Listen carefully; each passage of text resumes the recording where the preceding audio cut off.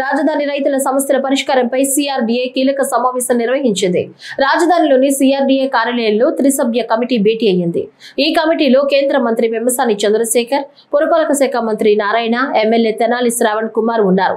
CRDA commissioner Kannababu ముఖ్య అధికారులతో committee సమావేశమైంది.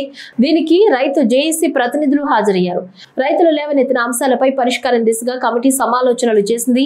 ఏ రైతుకు ఇబ్బంది లేకుండా చేయడమే లక్ష్యమని మంత్రి నారాయణ అన్నారు.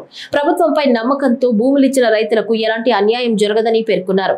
గతంలో జగన్ ప్రభుత్వం తీరు వల్ల రాజధానిలో అభివృద్ధి పనులు నిలిచిపోయాయని పెమ్మసాని అన్నారు. సమస్యలన్నీ పరిష్కరించాలని తమ కమిటీకి సీఎం సూచించారని తెలిపారు. గౌరవ ముఖ్యమంత్రి శ్రీ నారా చంద్రబాబు నాయుడు గారి మీద ఉన్నటువంటి నమ్మకంతో దాదాపుగా 30,000 మంది రైతులు 34,900 ఎకరాలు భూములు ఇచ్చారు. అదేవిధంగా గత గవర్నమెంట్ చేంజ్ అయిన తర్వాత కొంతమంది భయపడి ఇళ్లల్లోకి రాలేకపోయినా కూడా రైతులందరూ రోడ్డు మీదకి వచ్చి మొదటి 2-3 సంవత్సరాలు వీరోచితమైనటువంటి పోరాటం చేశారు వాళ్ళందరూ. కాబట్టి వారు చేసిన త్యాగాలని, వారి పట్టుదలని, పోరాట పటిమని కూడా గౌరవ ముఖ్యమంత్రి గారు కానీ, ఇక్కడ ఉన్నటువంటి ప్రజాప్రతినిధులు కానీ, అదేవిధంగా నారాయణ గారు కానీ అందరూ గుర్తుపెట్టుకుంటారు. ఈ 4,000 ఎకరాలు 30,000 మంది రైతులు ఉన్నప్పుడు అనుకున్నంత ఒక్కసారిగా అన్నీ కూడా జరగవు.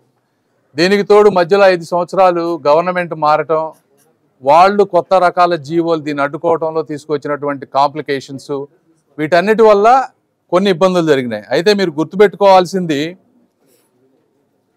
34,900 ఎకరాలు ల్యాండ్ ఉంటే దాంట్లో 34,192 ఎకరాలకి ఆల్రెడీ మొత్తం ఇచ్చేసాం.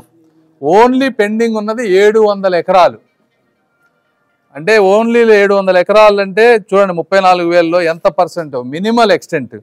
ఇందులో 5-6 రకాల కారణాలు ఉన్నాయి ఎందుకు చేయలేకపోయాం అనేది.